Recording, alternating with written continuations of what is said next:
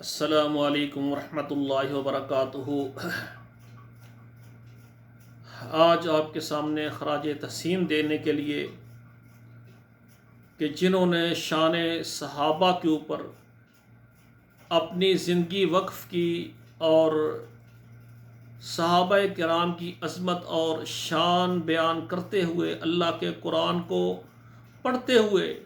اور قرآن کے وہ حصے جو صحابہ کرام کی عظمت اور شان کو بیان کرتے ہیں، میری مراد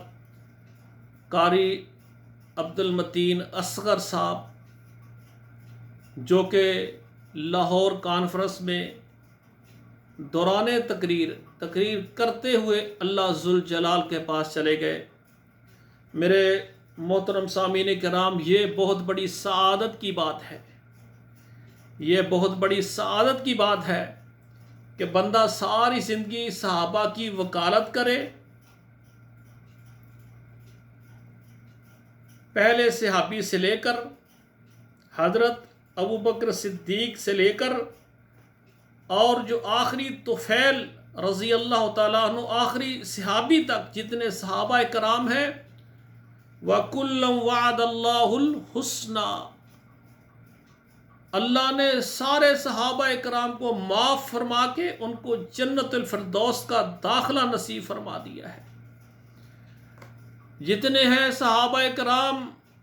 سب عادل ہیں، اور صحابہ کرام جتنے ہیں وہ جنتی ہیں۔ تو مولانا عبد المتین اصغر صاحب جو ہے، انہوں نے صحابہ کرام کی عظمت بیان کرتے ہوئے اور صحابہ کی عظمت میں قرآن پڑھتے پڑھتے ان کا بیان کرتے کرتے اللہ ذوالجلال کے ہاں چلے گئے۔ یقیناً یہ موت بہت ہی اچھی موت ہے اور بہت ہی قابل رشک موت ہے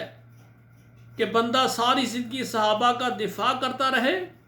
اور صحابہ کی عظمت میں قرآن پڑھتا پڑھتا اللہ کے پاس چلا جائے۔ میری دعا ہے اللہ ذوالجلال مولانا قاری عبد المتین اصغر صاحب ان کے صغیرہ کبیرہ گناہوں کو اللہ معاف فرما دے، اور اللہ ذوالجلال اپنی رحمت کے ساتھ ان کی قبر کو جنت کا باغ بنا دے، اور اسی طرح ان کو جنت الفردوس میں داخلہ عطا فرمائے۔ اور ان کے جو لواحقین ہیں، ان کے بیٹے کا میں ایک جلسے میں پروگرام سنا تو فرما رہے تھے کہ ابھی زخم تازہ ہے، ہو سکے میں بات نہ کر سکوں۔ اللہ ذوالجلال ان کے بیٹوں کو اپنے باپ کی طرح صحابہ کی وکالت کرنے کی اللہ توفیق عطا فرمائے، وہ بھی ساری زندگی اللہ کا قرآن سناتے رہیں اور نبی علیہ الصلوۃ والسلام کا فرمان سناتے رہیں، اور جتنے ان کے ماشاءاللہ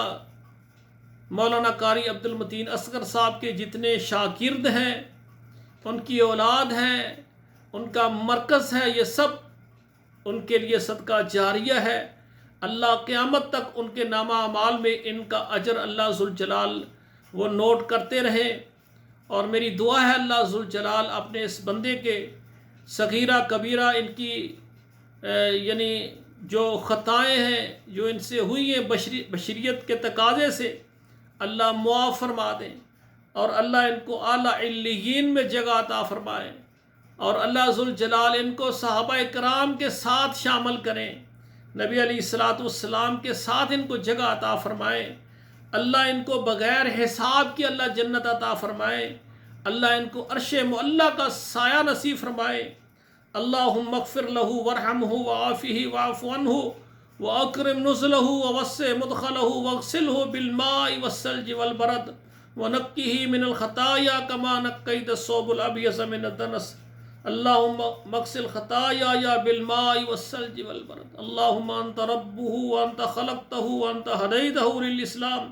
وانت تعلم سرہ وعلانیتہ، جئنا شفاء فاغفر لہ، جئنی شفاء فاغفر لہ۔ ربنا تقبل منا انک انت السمیع العلیم وتب علینا انک انت التواب الرحیم، وصلی اللہ علی النبی